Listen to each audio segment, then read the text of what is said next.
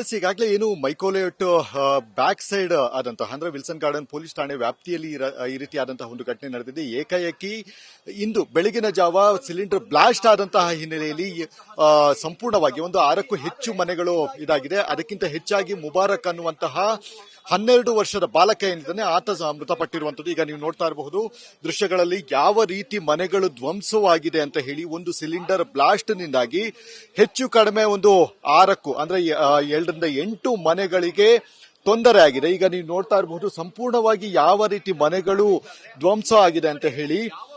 ಹೆಚ್ಚು ಕಡಿಮೆ ಒಂದು 2ರಿಂದ 3 ಸಿಲಿಂಡರ್ ಸ್ಫೋಟ ಆಗಿರುವಂತಹ ಸಾಧ್ಯತೆಗಳು ಕೂಡ ತೀರಾ ಹೆಚ್ಚಿದೆ. ಅಂದ್ರೆ ಇಲ್ಲಿನ ಬಂದಂತಹ ಪರಿಶೀಲನೆ ನಡೆಸಿದಂತಹ ಪೊಲೀಸರು ಇದು ಸಿಲಿಂಡರ್ ಬ್ಲಾಸ್ಟ್ ಅಲ್ಲ, ಬೇರೆ ಏನೋ ಇರಬಹುದು ಅನ್ನುವಂತಹ ಒಂದು ವಿಚಾರಗಳನ್ನು ಕೂಡ ಅವರು ಅನಲೈಸ್ ಅನ್ನು ಮಾಡುವಂತಹ ಕೆಲಸಗಳನ್ನು ಕೂಡ ಮಾಡ್ತಾ ಇದ್ದಾರೆ. ಈಗ ಸದ್ಯ ಮನೆ ಮಾಲೀಕರೇನಿದ್ದಾರೆ ಅವರು ತೀವ್ರ ಗಂಭೀರವಾಗಿರುವಂತಹ ಒಂದು ಕಾರಣದಿಂದಾಗಿ ಅವರನ್ನ ಕ್ವಶನ್ ಮಾಡೋದಕ್ಕೆ ಸಾಧ್ಯವಾಗೋದಿಲ್ಲ. ಹೀಗಾಗಿ ಸದ್ಯ ಅಕ್ಕಪಕ್ಕದಲ್ಲಿರುವಂತಹ ಮನೆಗಳೇನಿದಾವೆ, ಅಕ್ಕಪಕ್ಕದಲ್ಲಿರುವಂತಹ ನಿವಾಸಿಗಳ ಬಳಿ ಸಾಕಷ್ಟು ಒಂದು ಮಾಹಿತಿಯನ್ನ ಪಡೆದುಕೊಳ್ಳುವಂತಹ ಒಂದು ಕೆಲಸಗಳನ್ನು ಕೂಡ ಮಾಡ್ತಾ ಇದ್ದಾರೆ. ಹೀಗಾಗಿ ಸದ್ಯ ಎಕ್ಸಾಕ್ಟ್ ಆಗಿ ಇದು ಸಿಲಿಂಡರ್ ಬ್ಲಾಸ್ಟ್ ಅನ್ನುವಂಥದ್ದು ಕೂಡ ನೋಡ್ಬೇಕಾಗುತ್ತೆ. ಯಾಕಂದ್ರೆ ಸಿಲಿಂಡರ್ ಸೋರಿಕೆ ಆದಂತಹ ಸಂದರ್ಭದಲ್ಲಿ ಒಂದು ಈ ರೀತಿಯಾದಂತಹ ಒಂದು ಘಟನೆ ನಡೆಯುತ್ತೆ. ಆದ್ರೆ ಬ್ಲಾಸ್ಟ್ ಆದಂತಹ ಸಂದರ್ಭದಲ್ಲಿ ಸಹಜವಾಗಿಯೇ ಈ ಮಟ್ಟಕ್ಕೆ ಒಂದು ಇದಾಗುತ್ತೆ, ಅಂದ್ರೆ ಎಫೆಕ್ಟ್ ಆಗೇ ಆಗುತ್ತೆ.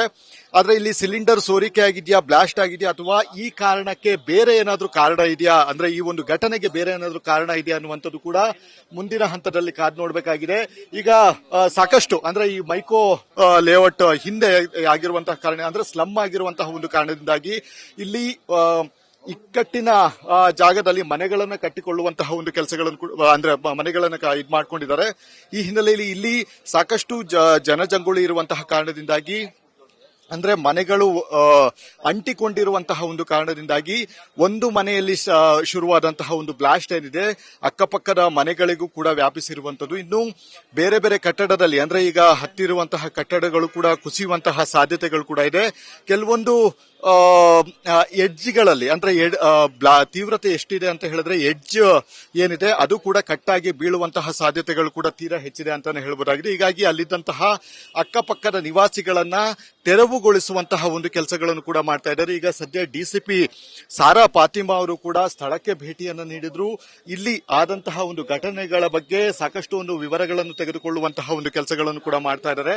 ಈಗ ಪೊಲೀಸರು ಆಲ್ರೆಡಿ ಈಗ ಬಂದಿದ್ದಾರೆ, ಮತ್ತೆ ಅಗ್ನಿಶಾಮಕ ಸಿಬ್ಬಂದಿಗಳು ಬಂದು ಇಲ್ಲಿ ಅನಲೈಸ್ ಮಾಡುವಂತಹ ಕೆಲಸಗಳನ್ನು ಕೂಡ ಮಾಡಿ ಎಕ್ಸಾಕ್ಟ್ ಆಗಿ ಇಲ್ಲಿ ಸಿಲಿಂಡರ್ ಬ್ಲಾಸ್ಟ್ ಆಗಿದ್ದು ಯಾವ ಮನೆಯಲ್ಲಿ ಅನ್ನುವಂತಹ ಒಂದು ವಿಚಾರಗಳು ಕೂಡ ಗೊತ್ತಾಗೋದಿಲ್ಲ. ಯಾಕಂದ್ರೆ ಇಷ್ಟರ ಮಟ್ಟಿಗೆ ಒಟ್ಟೊಟ್ಟಾಗಿ ಇರುವಂತಹ ಒಂದು ಕಾರಣದಿಂದಾಗಿ ಅದು ಅಲ್ಲದೆ 6ಕ್ಕೂ ಹೆಚ್ಚು ಮನೆಗಳು ಧ್ವಂಸ ಆಗಿರುವಂತಹ ಒಂದು ಕಾರಣದಿಂದಾಗಿ ಇಲ್ಲಿ ಎಕ್ಸಾಕ್ಟ್ ಆಗಿ ಎಲ್ಲಿ ಬ್ಲಾಸ್ಟ್ ಆಗಿದೆ ಅಂದ್ರೆ ಯಾವ ಮನೆಯಲ್ಲಿ ಬ್ಲಾಸ್ಟ್ ಆಗಿದೆ ಅನ್ನುವಂತಹ ಒಂದು ವಿಚಾರಗಳು ಕೂಡ ಇಲ್ಲಿ ಸದ್ಯದ ಮಟ್ಟಿಗೆ ಗೊತ್ತಾಗ್ತಾ ಇಲ್ಲ. ಈ ಹಿನ್ನೆಲೆಯಲ್ಲಿ ಅಕ್ಕಪಕ್ಕದ ನಿವಾಸಿಗಳ ಜೊತೆ ಕೂಡ ಒಂದಷ್ಟು ಮಾಹಿತಿಗಳನ್ನು ಕಲೆ ಹಾಕುವಂತಹ ಕೆಲಸಗಳನ್ನು ಕೂಡ ಮಾಡ್ತಾ ಇದ್ದಾರೆ. ಹೀಗಾಗಿ ಸದ್ಯ ಈ ಒಂದು ಘಟನೆಗೆ ನಿಖರ ಕಾರಣ ಅಂತ ಅಂದ್ರೆ ಮೇಲ್ನೋಟಕ್ಕೆ ಅಂತ ಹೇಳಿದ್ರೆ ಗ್ಯಾಸ್ ಬ್ಲಾಸ್ಟ್ ಆಗಿದೆ ಅಂತ ಹೇಳಿ, ಆದ್ರೆ ಎಕ್ಸಾಕ್ಟ್ ಆಗಿ ಇನ್ವೆಸ್ಟಿಗೇಷನ್ ಮಾಡಿದಂತಹ ಸಂದರ್ಭದಲ್ಲಿ ಸಹಜವಾಗಿಯೇ ಉಳಿದ ವಿವರಗಳು ಕೂಡ ದೊರೆಯಲಿದೆ ಅಂತಾನೆ ಹೇಳ್ಬೋದಾಗಿದೆ. ಇಂದು ಬೆಳಗಿನ ಜಾವ ನಡೆದಂತಹ ಈ ಒಂದು ಘಟನೆಗೆ ಇನ್ನೂ 2 ವ್ಯಕ್ತಿಗಳೇನಿದ್ದಾರೆ ಅವರು ಸ್ಥಿತಿ ಸಾಕಷ್ಟು ಒಂದು ಗಂಭೀರವಾಗಿದೆ ಅಂತಾನೆ ಹೇಳ್ಬೋದಾಗಿದೆ. ಆದ್ರೆ 12 ವರ್ಷದ ಬಾಲಕನನ್ನ ಸಾಕಷ್ಟು ಪ್ರಯತ್ನವನ್ನು ಕೂಡ ಪಟ್ಟಿದ್ರು, ಅಂದ್ರೆ ವೈದ್ಯರು ಅವರನ್ನ ಉಳಿಸಿಕೊಳ್ಳೋದಕ್ಕೆ ಪ್ರಯತ್ನವನ್ನು ಕೂಡ ಪಟ್ಟಿದ್ರು. ಆದ್ರೆ ಯಾವುದೇ ರೀತಿಯಾದಂತಹ ಚಿಕಿತ್ಸೆ ಫಲ ನೀಡದೆ ಅಂದ್ರೆ ತಲೆಗೆ ಹೆಡ್ ಇಂಜುರಿ ಆಗಿರುವಂತಹ ಕಾರಣದಿಂದಾಗಿ ಹೆಚ್ಚು ಬ್ಲೀಡಿಂಗ್ ಆಗಿರುವಂತಹ ಕಾರಣದಿಂದಾಗಿ ಅವರನ್ನ ಇದು ಮಾಡಲಾಗಿರುವಂತದ್ದು. ಈಗ ಸದ್ಯ ಇಲ್ಲಿದ್ದಂತಹ ಒಂದು ಸ್ಥಳೀಯ ನಿವಾಸಿಗಳು ಕೂಡ ಸರ್ ಎಕ್ಸಾಕ್ಟ್ ಆಗಿ ಏನಾಗಿದೆ ಸರ್ ಇದು ಬೆಳಗ್ಗೆ 8:02 ಕರೆಕ್ಟ್ ಆಗಿ ಬ್ಲಾಸ್ಟ್ ಸರ್. ಅದು ಅದೇ ಫಸ್ಟ್ ಫ್ಲೋರ್, ಇದು ground and first. Ground floor ಯಾರು ಇರ್ಲಿಲ್ಲ. ಫಸ್ಟ್ ಫ್ಲೋರ್ ಅಲ್ಲಿ ಮಾತ್ರ ಒಂದು ವೈಫ್ ಹಸ್ಬೆಂಡ್ ಒಂದು ಮಗು ಇತ್ತು. ಆ ಹಸ್ಬೆಂಡ್ ಬಂದು ಊರಿಗೆ ಹೋಗಿದ್ದಾರೆ. ಏನಾಯ್ತು ತಾಯಿ ಮತ್ತೆ ಮಗು ಇರುವಾಗ ಅವ್ರ ಮನೆನೇ ಇದು ಬ್ಲಾಸ್ಟ್ ಆಗಿದೆ. ಅವರು ಟೆನೆಂಟ್ ಆಗಿದ್ರು. ಓಕೆ, ಅಂದ್ರೆ ಬೆಳಗಿನ ಜಾವ ಎಷ್ಟು ಗಂಟೆಗೆ ಆಗಿತ್ತು? 8:02 ಕರೆಕ್ಟ್ ಆಗಿ ಬ್ಲಾಸ್ಟ್ ಆಗಿತ್ತು ಸರ್. 8:02 ನಾವು 8:02 ಆಗಿದ್ದು. ನಾವು 8:04 ನಾವು ಬಂದು ಇಲ್ಲಿ ಸ್ವಲ್ಪ ರೆಸ್ಕ್ಯೂ ಮಾಡಿದ್ವಿ. ಆಲ್ಮೋಸ್ಟ್ 7-8 ಜನ ಮಾಡಿದ್ವಿ. ಅದರಲ್ಲಿ ಒಂದು ಮುಬಾರಕ್ ಅಂತ ಒಂದು ಮಗು ಈ ಪಾಸ್ಟ್ ಅರೌಂಡ್ 11-12 ಇಯರ್ಸ್, ಮತ್ತೆ ಇನ್ನೊಂದು ಲೇಡಿ ಸೀರಿಯಸ್, ಮತ್ತೆ ಇಲ್ಲೆಲ್ಲ ಸ್ವಲ್ಪ ವಯಸ್ಸಾದವರು. ಇವತ್ತು ಅಟ್ಲೀಸ್ಟ್ ಒಂದು 8 ಜನ 10 ಜನ ಆದ್ರೆ ಸಾಯ್ಬೇಕಾಯ್ತು ಇಲ್ಲಿ. ಪಾಪ ಅವ್ರು ಈ ಮೇನ್ ಏನಂದ್ರೆ ಇದು ಹಬ್ಬ ಇರೋದ್ರಿಂದ ಐ ಮೀನ್ ಇಂಡಿಪೆಂಡೆನ್ಸ್ ಡೇ ಇರೋದ್ರಿಂದ ಎಲ್ಲ ಮಾಡೋರು ಕೊತ್ತಂಬರಿ ವ್ಯಾಪಾರ ಮಾಡ್ತಾರೆ. So they all how gone out ಅಲ್ಲಿ ಮಾರ್ನಿಂಗ್. ಸೊ ಅದರಿಂದ ನಮ್ಗೆ ಇಷ್ಟು ಇದು ಕಮ್ಮಿ ಆಗಿದೆ. ಸರ್, ಇದು ಎಕ್ಸಾಕ್ಟ್ ಆಗಿ ಸಿಲಿಂಡರ್ ಬ್ಲಾಸ್ಟ್ ಅಥವಾ ಬೇರೆ ಏನಾದ್ರು ರೀಸನ್ ಇದೆಯಾ ಅಂತ? ಹೌದು ಸರ್, ನೋಡಿ ಇದು ಬಂದು ನಾವು ಅನಲೈಸ್ ಮಾಡಿದಂಗೆ ನಿನ್ನೆ ಬೆಳಗ್ಗೆ ನಾನು ಇದು ಕಾಲೇಜ್ ನನ್ನ ಮಗಳು ಕಾಲೇಜ್ ಡ್ರಾಪ್ ಮಾಡುವಾಗ ಹುಡುಗಿ ಬಂದು ಬ್ಲಾಸ್ಟ್ ಆಗಿದೆ. ಅವಳು ಬಂದು ಅವಳು ಬ್ರೇಕ್ಫಾಸ್ಟ್ ತಗೊಂಡ್ಬಂದಿದ್ದು ಧನ್ಪಾಲ್ ಹೋಟೆಲಿಂದ. ಏನಕ್ಕೆ ಅಂತ ಹೇಳಿ ಸಿಲಿಂಡರ್ ಖಾಲಿ ಆಗಿದೆ ಅಂತ ಹೇಳಿದ್ಲು. ಸೊ ಸಿಲಿಂಡರ್ ಖಾಲಿ ಆಗಿತ್ತು, ಹಸ್ಬೆಂಡ್ ಊರಲ್ಲಿರೋದು. ಸೊ ಸಿಲಿಂಡರ್ ಇವತ್ತು ಬೆಳಗ್ಗೆ ಬಂದಿರ್ಬೋದು. ಸೊ ಅವಳು ಹ್ಯಾಂಡಲ್ ಮಾಡಕ್ ಗೊತ್ತಿಲ್ಲ. She just 26 ಹಾಕಿರ್ಬೋದು. ಅದ್ರಲ್ಲಿ ಏನಾದ್ರೆ ಟ್ರಿಗರ್ ಆಗಿ ಏನೊಂದು ಇದು ಆಗಿರ್ಬೋದು ಅಂತ ಒಂದು. ಸರ್, ಇವಾಗ ನೀವು ನೋಡ್ದಂಗೆ ಇಲ್ಲಿ ಅಂದ್ರೆ ಕರ್ಕೊಂಡು ಹೋಗ್ಬೇಕಾದ್ರೆ ಹೇಗಿದೆ ಅವ್ರ ಪರಿಸ್ಥಿತಿ ಹೇಗಿದೆ ಅಂತ ಇಲ್ಲಿ ಉಳಿದ ಅಷ್ಟು ಮಗುಗೆ ಅಂತೂ ಈ ಸೈಡ್ ಫುಲ್, ಆ ಚಿಕ್ಕ ಮಗುಗೆ ಅಂತೂ ಫುಲ್ ಈ ಸೈಡ್ 8 ವರ್ಷ ಇರಬೇಕು. ಅವ್ಳಿಗೆ ಫುಲ್ ಇದಾಗಿ ಅದು ಸೀರಿಯಸ್ ಆಗಿದೆ. ಮತ್ತೆ ಅವಳಿಗಂತೂ ಕಂಪ್ಲೀಟ್ ಮುಖಾನೇ ಸುಟ್ಟೋಗಿ ಕೈ ಸ್ಕಿನ್ ಎಲ್ಲ ಬಂದು ನೇತಾಡ್ತಾ ಇತ್ತು. ಫುಲ್ ಕಾಲು ಕೈ ಎಲ್ಲ ಸುಟ್ಟೋಗಿದೆ.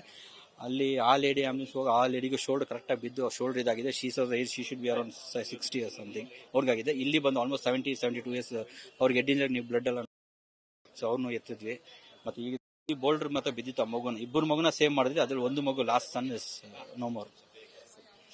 ಎಸ್, ಇದು ಸ್ಥಳೀಯರ ಮಾತಾಗಿರುವಂತದ್ದು. ಅದರಲ್ಲಿ ಒಬ್ಬ ಬಾಲಕ ಏನಿದ್ದಾನೆ, ಒಂದು 12 ವರ್ಷದ ಮುಬಾರಕ್ ಅನ್ನುವಂತಹ ವ್ಯಕ್ತಿ ಬಾಲಕ ಏನಿದ್ದಾನೆ, ಸ್ಥಳದಲ್ಲೇ ಸಾವನ್ನಪ್ಪಿರುವಂತದ್ದು. ಅಂದ್ರೆ ಅಷ್ಟರ ಮಟ್ಟಿಗೆ ಗಂಭೀರವಾಗಿ ಪೆಟ್ಟು ಬಿದ್ದಿರುವಂತಹ ಕಾರಣದಿಂದಾಗಿ ಆತ ಒಂದು ಸಾವನ್ನಪ್ಪಿದ್ದಾನೆ. ಇನ್ನು ಉಳಿದಂತಹ ವೃದ್ಧೆ ಮತ್ತು ಮಹಿಳೆ ಏನಿದ್ದಾರೆ ಅವರು ಕೂಡ ಸ್ಥಿತಿ ಗಂಭೀರ ಆಗಿದೆ ಅಂತಾನೆ ಹೇಳಬಹುದಾಗಿದೆ. ಮತ್ತು ಈ ಹಿಂದೆ ಅಂದ್ರೆ ಅವರು ಹೇಳಿದಂತಹ ಪ್ರಕಾರ ಇಂದು ಬೆಳಗಿನ ಜಾವ ಸಿಲಿಂಡರ್ ಬಂದಿದೆ. ಅದನ್ನ ಯೂಸ್ ಮಾಡುವಂತಹ ಸಂದರ್ಭದಲ್ಲಿ ಈ ರೀತಿಯಾದಂತಹ ಒಂದು ಬ್ಲಾಸ್ಟ್ ನಡೆದಿರಬಹುದು ಅಂತ ಹೇಳಿ ಅವರು ಕೂಡ ಶಂಕೆಯನ್ನು ವ್ಯಕ್ತಪಡಿಸ್ತಾ ಇದ್ದಾರೆ. ಈಗ ಸದ್ಯ ಪೊಲೀಸರು ಕೂಡ ಬರ್ತಾ ಇದ್ದಾರೆ. ಪೊಲೀಸರು ಇಲ್ಲಿ ಬಂದು ಅನಲೈಸ್ ಮಾಡುವಂತಹ ಒಂದು ಕೆಲಸಗಳನ್ನು ಕೂಡ ಮಾಡ್ತಾ ಇದ್ದಾರೆ. ಸದ್ಯ ಮುಂದೆ ಏನಾಗುತ್ತೆ ಅನ್ನುವಂಥದ್ದು ಕಾದು ನೋಡಬೇಕಾಗಿದೆ. ಇಲ್ಲಿ FSL ರಿಪೋರ್ಟ್ಗಳು ಕೂಡ ಬರಬೇಕಾಗುತ್ತೆ ಮತ್ತು ಅಗ್ನಿಶಾಮಕ ಸಿಬ್ಬಂದಿಗಳು ಯಾವ ರೀತಿ ರಿಪೋರ್ಟ್ಗಳನ್ನ ಕೊಡ್ತಾರೆ ಮತ್ತು ಏನಾಗಿದೆ ಅಂತ ಹೇಳಿ ಅವರು ಕೂಡ ಒಂದಷ್ಟು ತಮ್ಮ ಒಂದು ಟೆಕ್ನಿಕಲ್ ಏನೋ ಇದಿದೆ ಎಕ್ವಿಪ್ಮೆಂಟ್ಸ್ ಗಳೇನಿದಾವೆ ಅದರಲ್ಲಿಂದ ಒಂದು ಅನಲೈಸ್ ಮಾಡುವಂತಹ ಒಂದು ಕೆಲಸಗಳನ್ನು ಕೂಡ ಮಾಡ್ತಾ ಇದ್ದಾರೆ. ಹೀಗಾಗಿ ಸದ್ಯ ಇಷ್ಟರ ಮಟ್ಟಿಗೆ ಗಂಭೀರತೆಯನ್ನು ಪಡೆದುಕೊಂಡಂತಹ ಈ ಒಂದು ಸಿಲಿಂಡರ್ ಬ್ಲಾಸ್ಟ್ ನಲ್ಲಿ ಮತ್ತಿಬ್ಬರು